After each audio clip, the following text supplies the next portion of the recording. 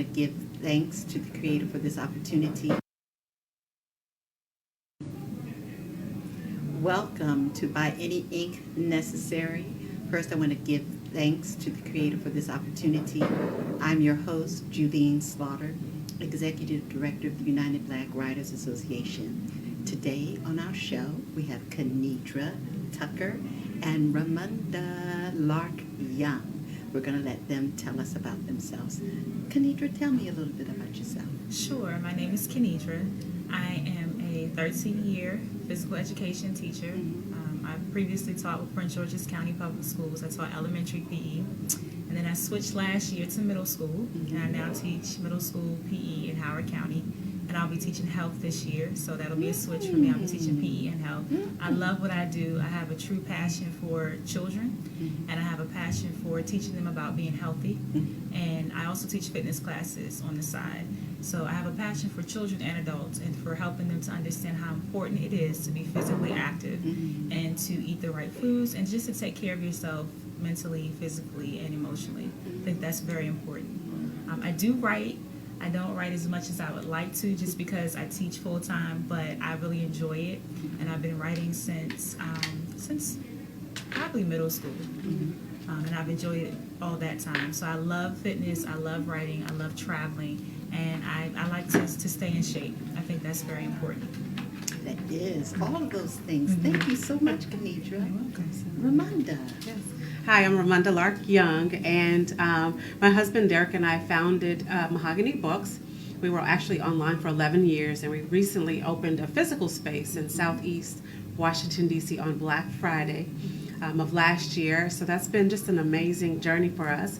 But in addition to Mahogany Books, I also created Ramunda Young Incorporated, which is an offshoot for me to connect with women and teach them how to build authentic business relationships. And so both of those are areas that I'm very passionate about. I'm very passionate about women being seated at the table as we are today. Yes. And being able, yes, right? Yes. And being able to stand tall in the space where often we have felt shut out before. So it is very empowering for me to talk to other women and teach them a lot of those steps. So when they walk in the room, they own it.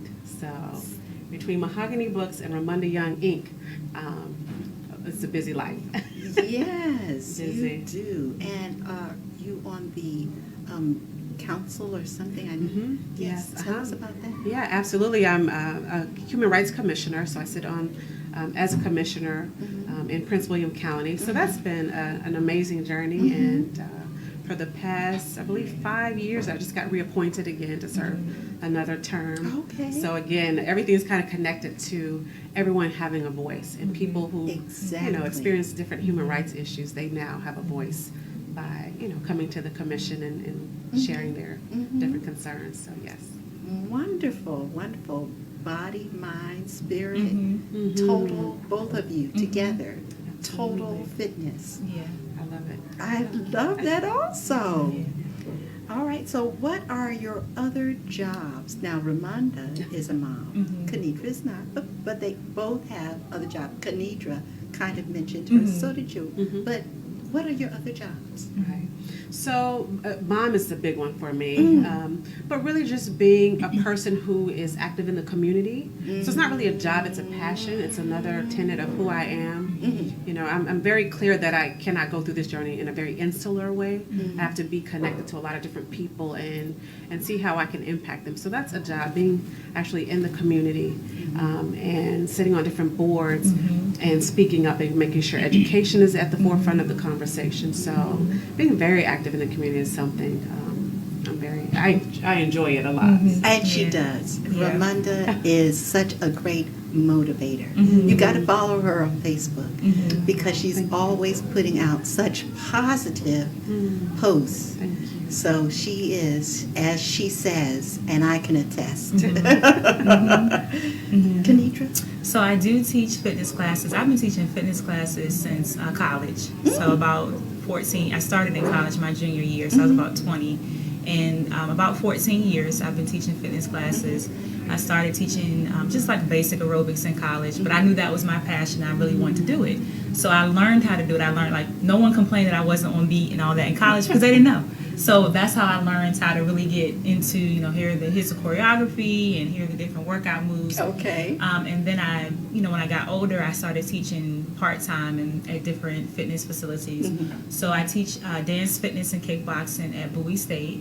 But I'll be leaving Bowie State. I've been there 7 years teaching fitness classes, but I'll be moving on because I'm enrolled in a doctorate program at the University of Maryland in school system leadership. So I just don't have time to do that anymore. But I'm going to miss it.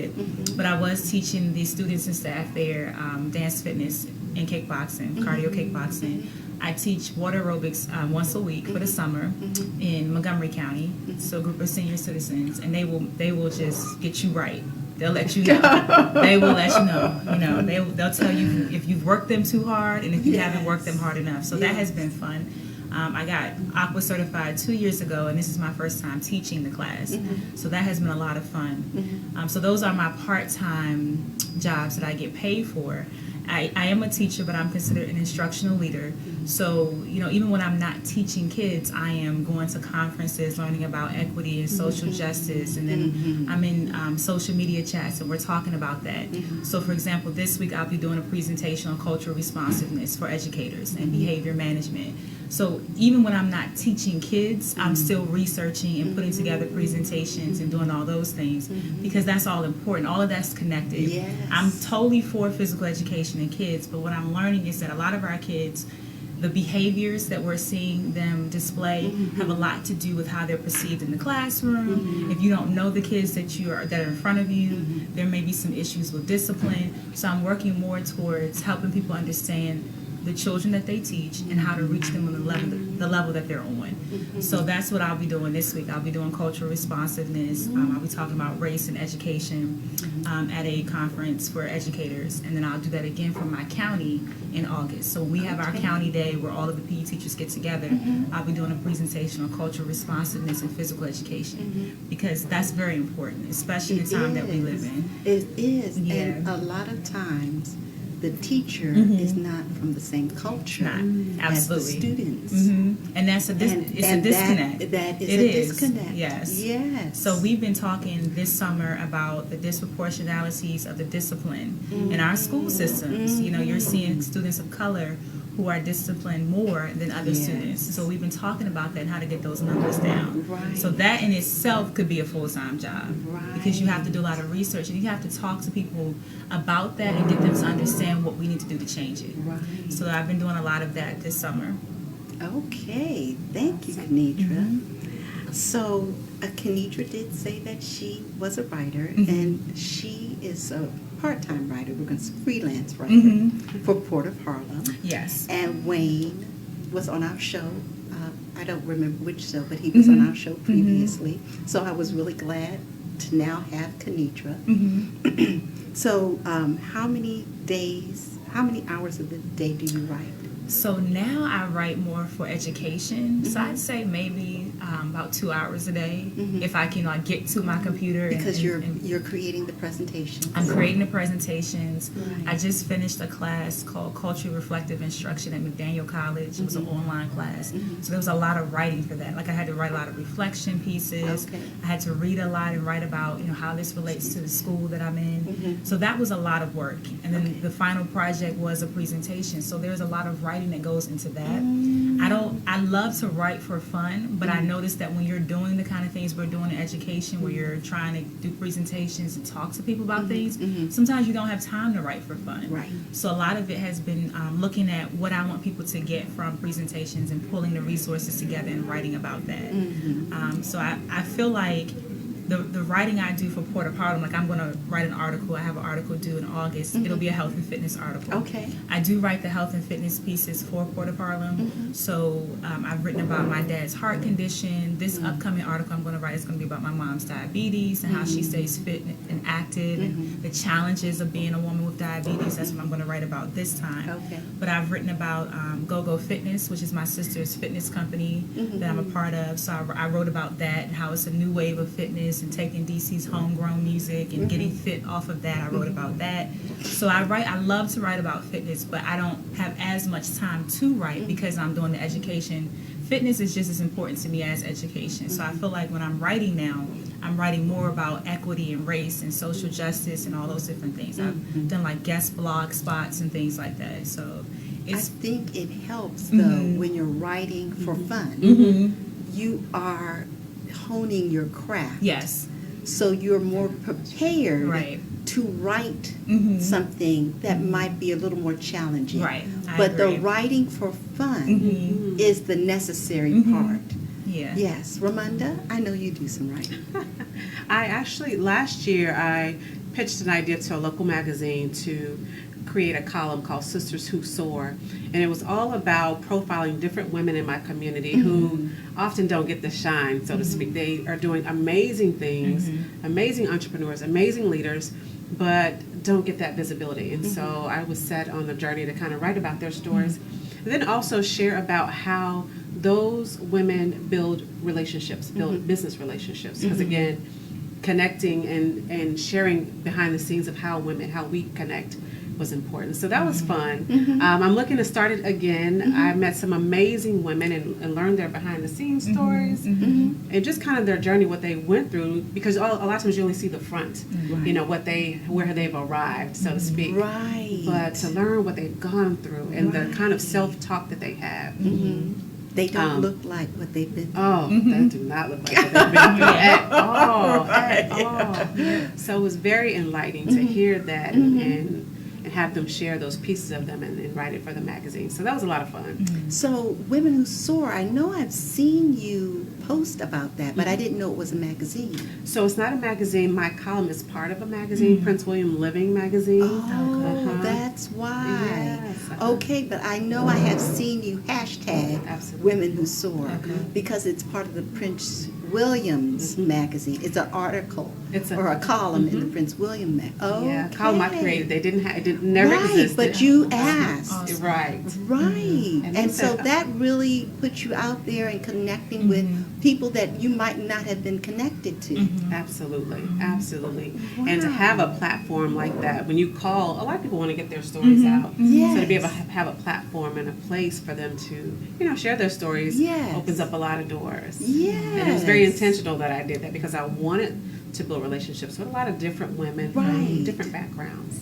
So stepping out Wonderful. there, I'm going to look into the camera and tell your listeners to step out there. Right. Because if there's something that you want to do, step out there because it may not have been done before, and you don't know what that organization is going to say. They were very receptive, and I haven't written it for a little bit this year, and they're like, "Are you going to write any more articles?" So they're very excited, and they see the benefit of it too. So it's a win-win It situation is. for everybody. So they are not committing you to like every time the journal comes out, you have to have your column. Your Correct. column does not have to be in there. Correct. It's basically on you. You asked, you saw the need, Correct. you asked, they said yes, but it's still on your terms. Absolutely. Oh, wonderful, Absolutely. Ramunda. Yes. So it's been Okay. a great journey. And also that. for your business, Ramunda Lark, I know you have to do. And I've seen you've had 2 cohorts now. I have, yes. Yes. Go through the Ramunda Young, Mhm. I had a program called Source 60, where it's 60 days of me working one-on-one with individuals, different women who are leaders or who aspire to be leaders, and again, teaching them tools and strategies of how to be effective when they're in the room, whether it's conferences or networking events or workshops. How do you build that connection with the person that's next to you versus walking in, not saying anything, and when it's lunchtime, breaking out. Instead of, let's sit here and how do we build and how do I find out what your needs are that I may be able to help you with, and vice versa. So I want them to know the power of making those business connections translates into thousands and thousands of dollars. When it's done from a very authentic place, everybody wins. Wonderful, wonderful. So, Ramunda, if you could tell your younger writing self anything, what would it be? Wow, that's a good question, Judy. My younger writing self. I would tell my younger writing self just to take risks and be honest. Because a lot of times, again, we see the facade of what people want to show us, especially in the age of social media. Oh, You get a little yes. snippet and Yeah. you think, oh my gosh, my life is in shambles in comparison. Right. That's And right. everybody's hair is just right, and their lipstick is just Yes. right, and Yes. the outfit is just right, you know. Their relationships are And the just real- right. Exactly. Yeah. And so I would tell my younger writing self to be honest because that honesty will allow her to connect on a totally different level than someone who's just out there pretending. And I want, that was what I would tell her. And you know what I thought about as I was asking you that question? Mahogany, which is Ramunda, even though it's the name of her bookstore, that's the name of her daughter. And I was thinking in my mind, that's what you're telling your daughter. Absolutely. And it is. You are showing your daughter how to take those risks, how to be connected to other people. So yes, you are authentic. Thank you. And she has her own business now because she's had her business since she was 7. But we've always brought her. She does a lot of different big chunky scarves. Oh, okay. She has bookmarks in the bookstore now. Okay. Her scarves are in the bookstore. Awesome. That is wonderful. So she used to make jewelry when she was a lot younger, 7 years old. But I think it came from every time we had a book signing, a book event, we had her with us. And so she was working the register even at 7 and counting and giving out change. So her mindset is entrepreneurship. Awesome. It's entrepreneurship and engineering. She loves science and math, but that bug is already in her to do her own thing and take those risks, as we were talking about before the camera started, take risks. But I think it's because she's been around us, her parents, taking those risks and just growing up in it. That's excellent. That is awesome. Kennedra, what would you tell your younger writing self? I would tell myself to be confident. I was an extremely shy person. And shy to the point where I didn't speak to people unless they spoke to me. And I would tell myself to always hold your head up and speak to people, look them in the eye, and like you said, build relationships, because I was so shy. And when you're really shy and quiet, you don't say a whole lot. And people think that they think that you're just standoffish, but I wasn't. I was just super shy. And so I would tell myself, you're going to be okay. You're going to be awesome. You are awesome. And just maintain that. Like, know that you're awesome and keep doing what you're doing.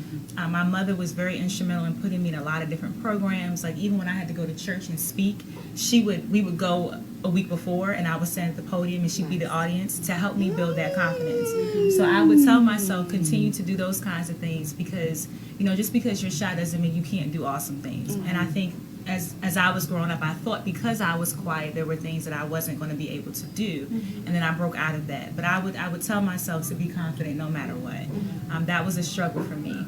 And even now as a teacher, I really do, when I see my students who struggle, who are shy, who are quiet, especially our girls, that it inspires me to say something to them, or to tell them, you look great today. Or, well, she did such and such, don't worry about that. You're awesome. Keep moving. You need to hear those messages, especially from women who look like you at the age that I teach. This is the middle school age. We are awkward. We don't know what is going on some days. We have hormones raging in all different directions. So I definitely would tell myself to keep going, to keep doing what you're doing, keep your head up. And I would say that as a message, like you said, a message to the audience. If you're dealing with middle school girls, keep giving them those positive affirmations they needed. They may not say anything, they may just look at you and just keep going, but they need that. Being a person who struggled with confidence herself and self-esteem, they definitely need it. Yeah, I totally agree. My daughter's actually an introvert, and I'm the extrovert. Yeah, oh my goodness. And she's in middle school. Yes. But introverts are some of the most powerful connectors because they're great listeners. Yeah. So I can start talking, and I'm like, what did you just say? So I have to really be intentional when I listen and hear. But introverts, they do it naturally. And so a lot of people want to be heard. They want to have their thoughts heard, and introverts are magnificent at doing that. So just honing in on that strength. Because I think a lot of times in this world of so many loud things going on, you can feel overshadowed because you're not that way. They can, and there's strength in that as well. There is, and not just for young women, but for her young girls, but for women. Absolutely. Because what I've noticed on my job is just going into the elevator. When the elevator is sometimes where I have the most jovial conversations with people in the building I've never met. Right. But when the doors open, we come out laughing. And so many people, everyone, whether you're young or old, they just need someone to say hello. So true.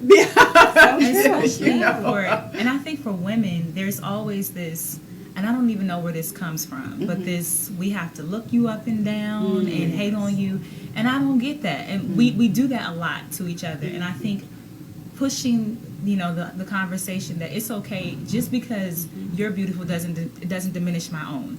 But we struggle with that, and I see that because as a teacher I see girls get into conflict, and it could be, well, I didn't like her. Well, why not? And they don't always know why not. Or it could be because, she thinks she's cute or whatever. Well, and we both can be cute, but we have to push those messages to our girls because we're struggling. They're going to grow up to be women in the workforce carrying those same things. Right.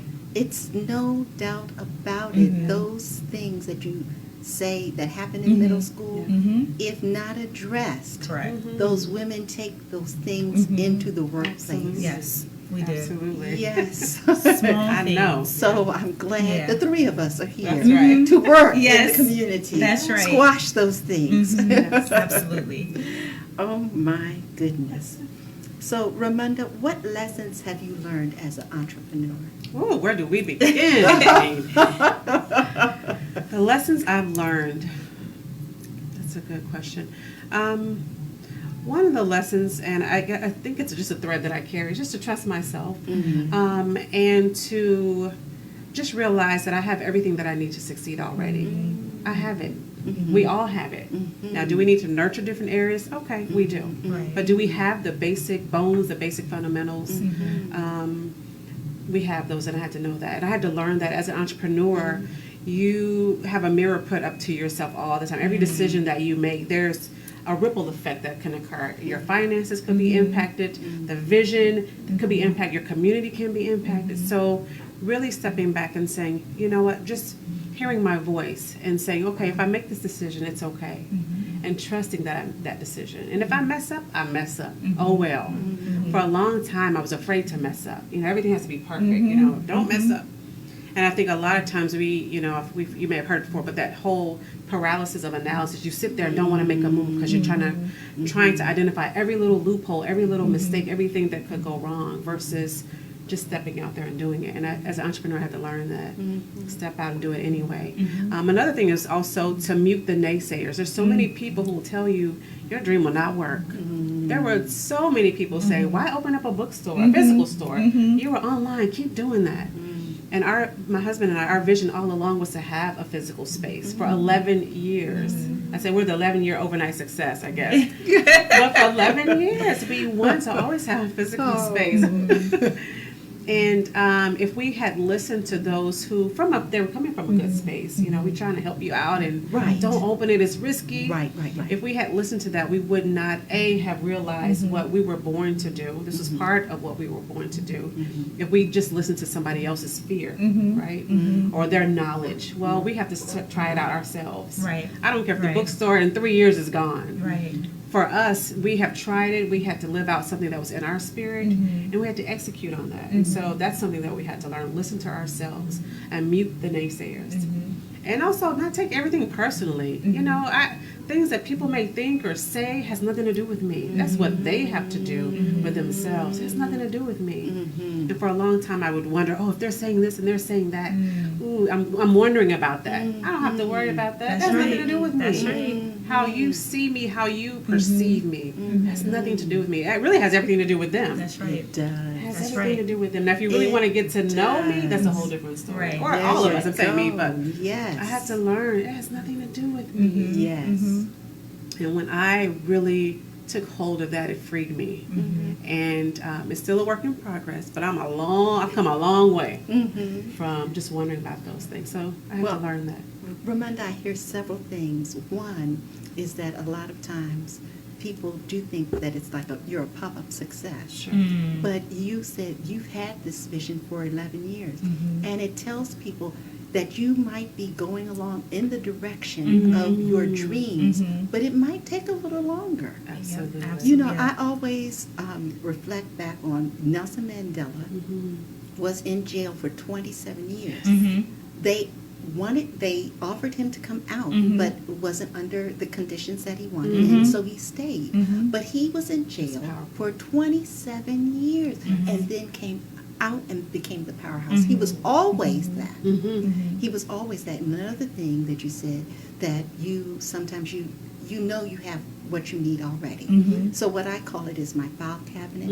And so often we have those drawers that are shut. And we don't bother to open those drawers. We know it's there. We don't bother to open for fear of how successful we can be. Right.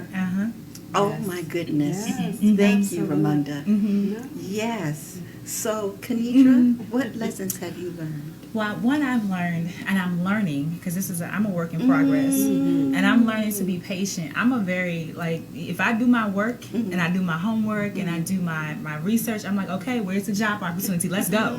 That's me. I know I have to learn to be patient, because I often think that because I put so much work in, I'm ready for the next opportunity. And so I've had to learn to be patient and just trust the process and trust that God will put me in the right place at the right time, with the right people. And every time something has come up where I've needed to move, it has happened at the right time. I could have been pushing it last year, but it will come at the right time and I'll be ready for it.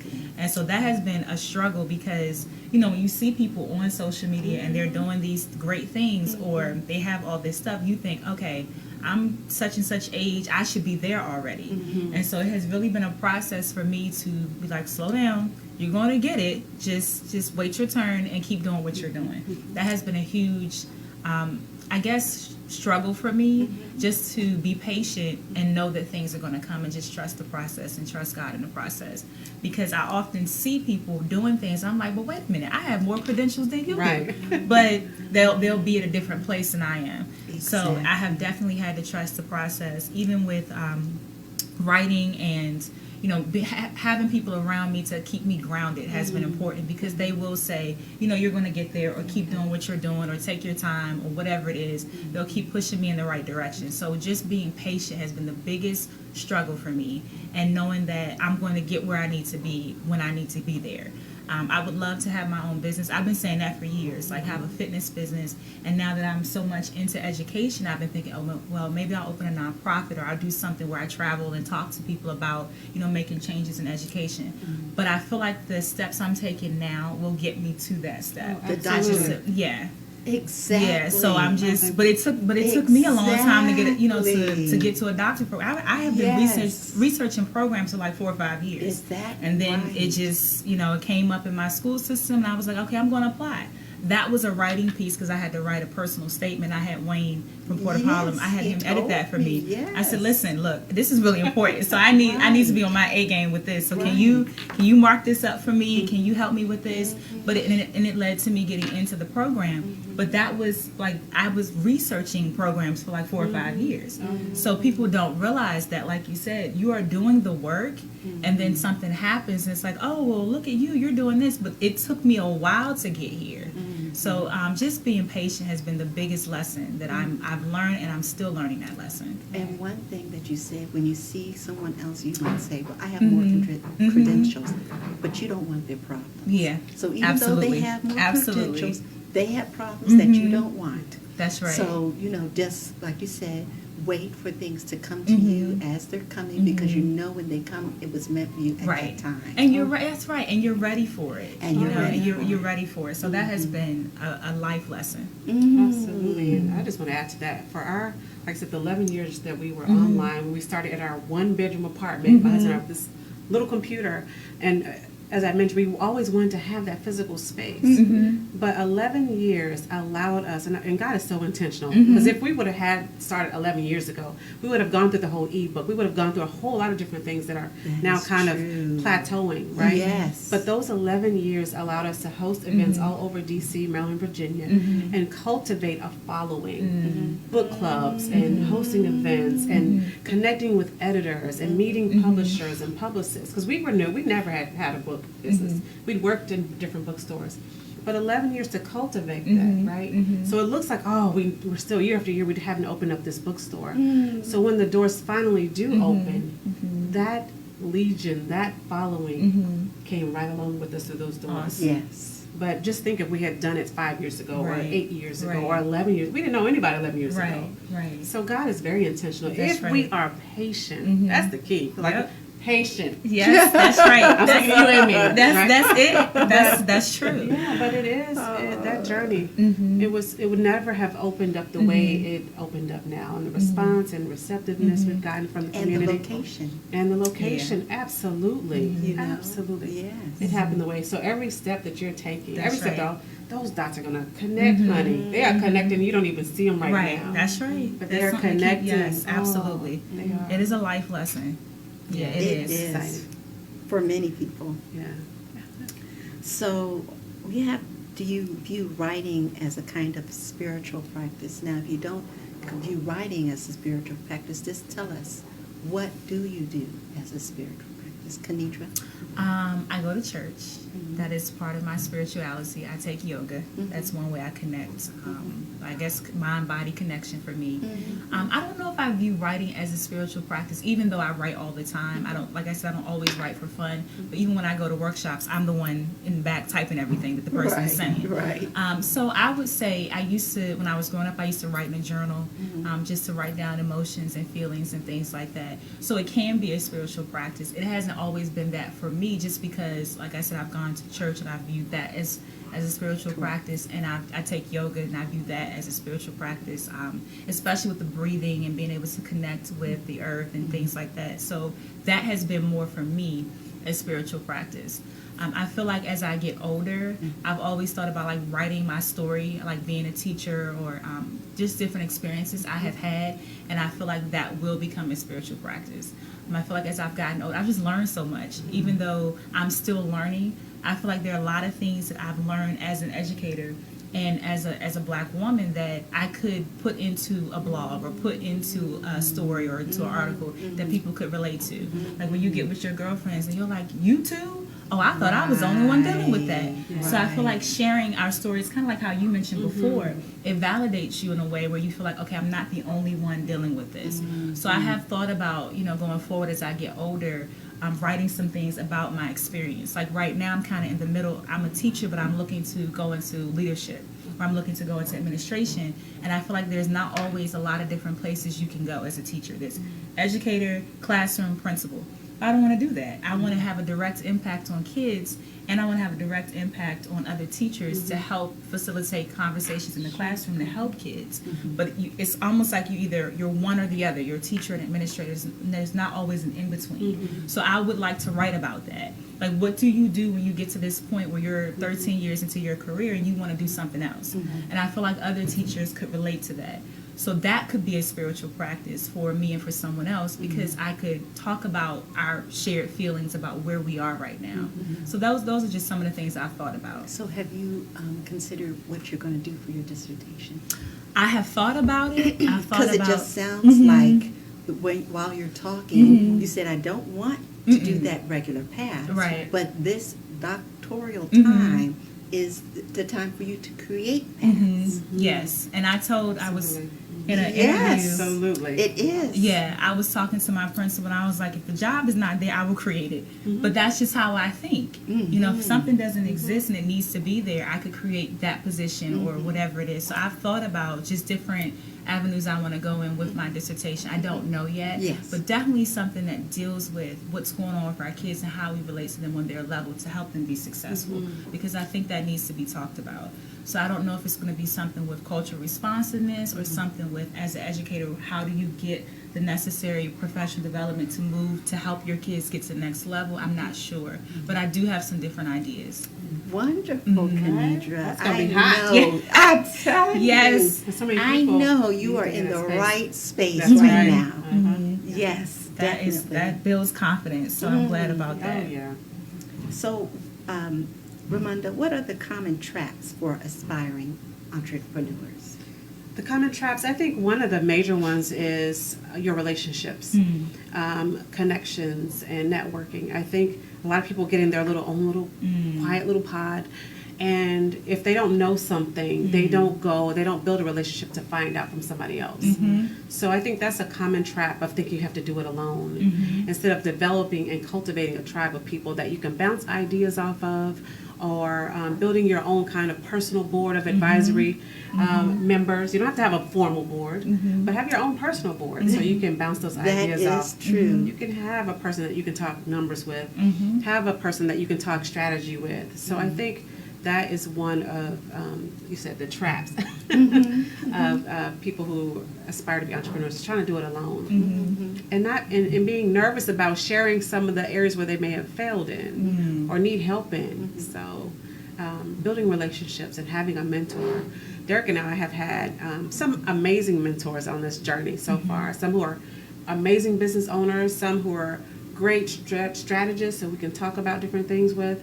So that's been important to us, to have that kind of arsenal of people around us that we can talk to, because we don't know everything at all. Please, we don't know. There's plenty we do not know. Right. But having that group around us. I think another trap for entrepreneur. I think it was trap for entrepreneurs. Is that the question? Yes, it is. Yes. It's just being too safe. Being too safe. Man, I meet so many powerful people, and the things that I hear that are in their heads amaze me. Rarely am I speechless, but I become speechless when I talk to them, because I can hear the vision that they have. I can see it. I can taste it. And then they walk away and they don't execute.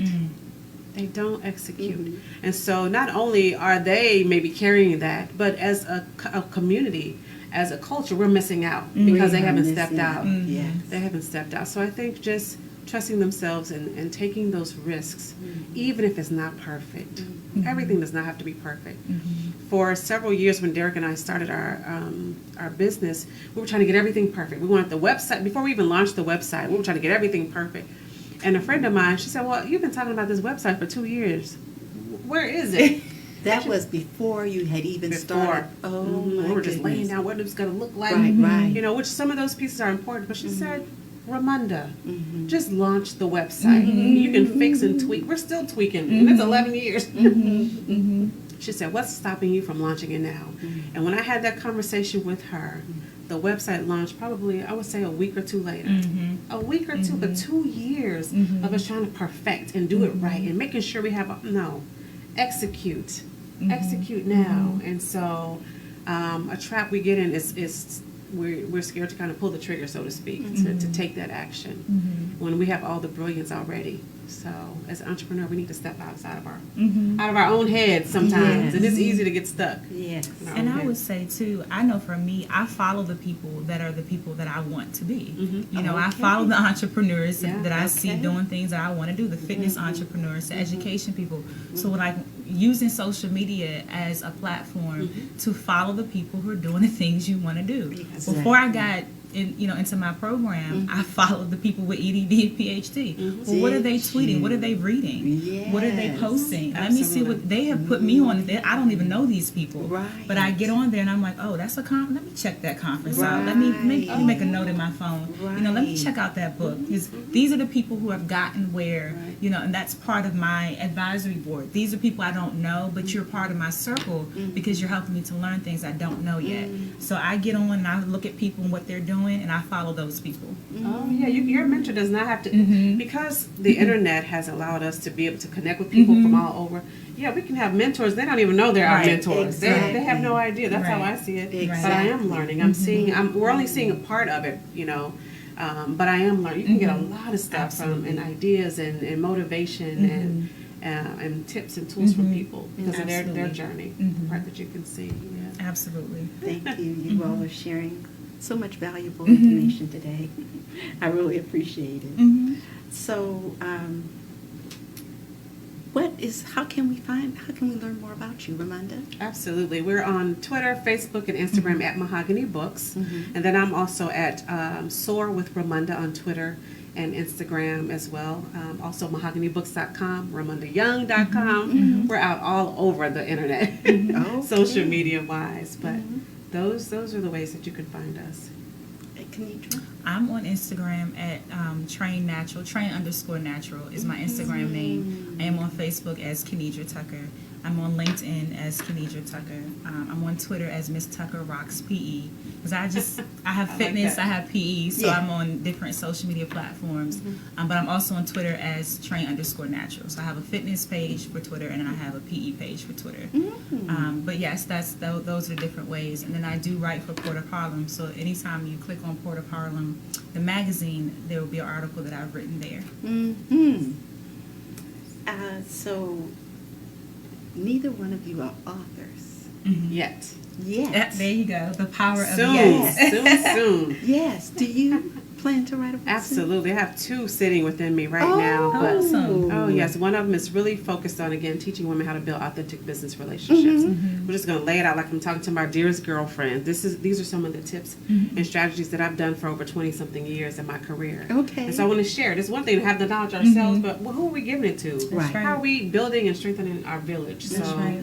that's one of the books that I have in me. And one is another one with a lot of amazing images, positive images of our people in our community. And I want to share that because there's a lot of negativity and a lot of people are in a space that we don't feel positive about ourselves a lot of times. So I want to create a book that has a lot of positive images of us Okay. in it. So yes. That would be Are you a awesome. photographer? I am not a photographer, but I know some good photographers. Okay. I'm not one. Okay. I play one on TV. How about that? With our iPhones. There we we're go. taking Yeah, pictures of actually, everything. that's true. I'm Then taking that's- Oh pictures my of everything. gosh. That is very true. That Yeah. is true. So, Kennedra, I think you kind of mentioned about a book. Tell us more. I would love to write something for educators. It could be educators of color, because our experience as educators of color is sometimes different than people of non-color.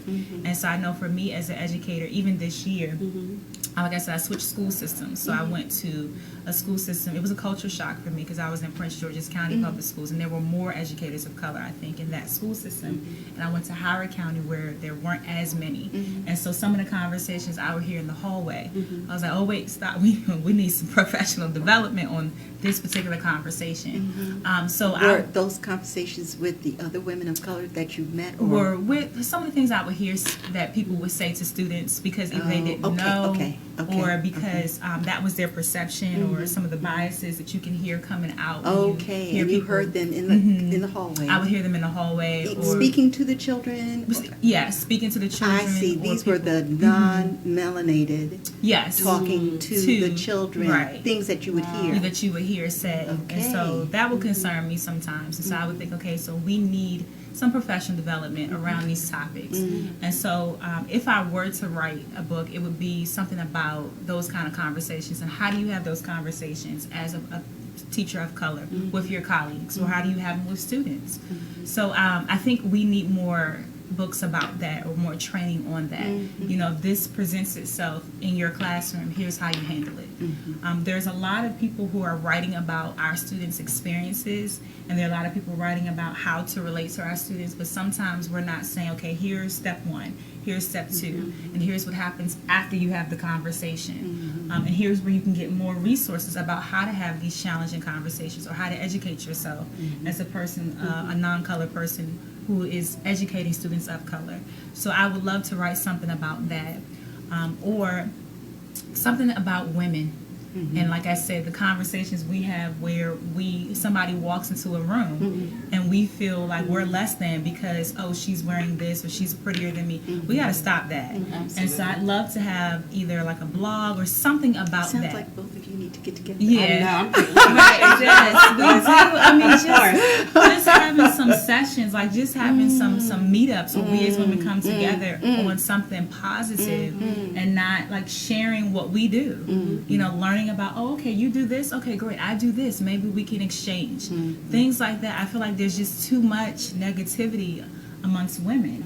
And when I see women who are looking awesome, hair looks, I mean, like, oh, where'd you get your hair done? You look great. Like, I had to learn to do that. That builds you up as a woman. It doesn't take anything from you. So I feel like having a book about that, because I still feel like even as you're growing up, there's negativity that you experience as a young girl, and it manifests itself when you It become an adult.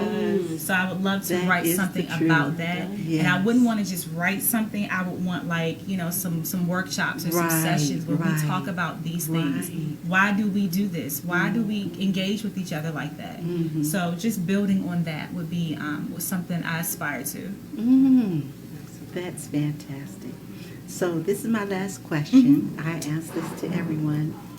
Variety of answers. How many different formats of writing have been essential to your success?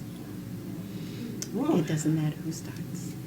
How many formats of writing? Have been essential to your success. Wow. Formats. Poetry, Oh yeah.